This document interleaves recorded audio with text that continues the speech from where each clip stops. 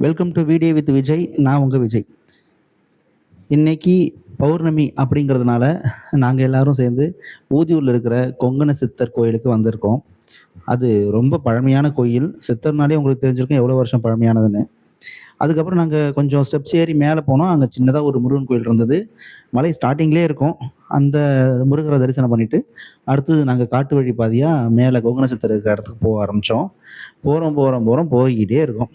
ஒரு கட்டத்துக்கு மேலே அவரு காட்சியளிக்க ஆரம்பிச்சிட்டாரு. அதாவது கோயில் தெரிய ஆரம்பிச்சிருச்சு. அப்புறம் கோயில போய் சாமி கும்பிட்டுட்டோம்னா, அங்க இருக்கிற அந்த பூசாரிங்க சொன்னாங்க, "இன்னும் 1 மணி நேரம் ஆகும் பூஜை பண்றதுக்கு. நீங்க மேல அவர் வாழ்ந்த இடத்துக்கு போயிட்டு வரதுன்னா போயிட்டு வாங்க" அப்படின்னு சொன்னாங்க.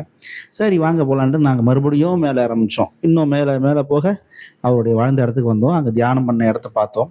அந்த இடத்துல வந்து ஒரு பாதையில இறங்கி ஒரு பாதையில ஒரு தரிசனம் பண்ணத்துக்கு இறங்கணும். அதாவது தியானம் பண்ற இடத்துக்கு ஒரு பாதை வழி இறங்கணும். ரிட்டர்ன் அந்த வழியில வர முடியாது. திருப்பி இன்னொரு பாதை வழி தான் கீழ இறங்கி வரணும். ரொம்ப, ரொம்ப, ரொம்ப அமைதியான இடம். உள்ள எப்படிதான் அவரு அத்தன வருஷம் இருந்தாரோ! கிட்டத்தட்ட நார்மல் ஹியூமனால சத்தியமா முடியாது.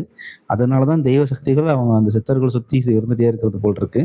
அ சாதாரண மனுஷனால அங்க இருக்க முடியாதுங்க. அவ்வளோ பிரமாதமான ஒரு அமைதிய தரக்கூடிய ஒரு இடம். பாசிட்டிவ் வைப் தரக்கூடிய இடம். நெறைய பேர் வந்து அந்த இடத்துல வந்து தன்னையே மறந்து அமைதியான நிலைக்கு போனதெல்லாம் நாங்க பார்த்தோம். அங்கிருந்து மறுபடியும் நாங்க திருப்பி அந்த கொங்கண சித்தர் இருக்க இடத்துக்கே வந்தோம். வந்துட்டு அங்க அவரு பூஜைலாம் ரெடியா இருந்தது.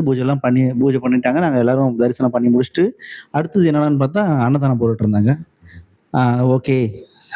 மனசுக்கு வந்து விருந்து அளிச்சாச்சு. அடுத்து வயித்துக்கு விருந்து அளிச்சிட வேண்டியதான்னு சொல்லிட்டு, அன்னதானம் எடுத்து சாப்பிட்டோம்.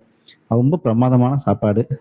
அவ்ளோ பேரும் அந்த அன்னதானத்த வாங்கி, கொஞ்சம் கூட வேஸ்ட் பண்ணாம எல்லாரும் நல்லபடியா சாப்பிட்டாங்க.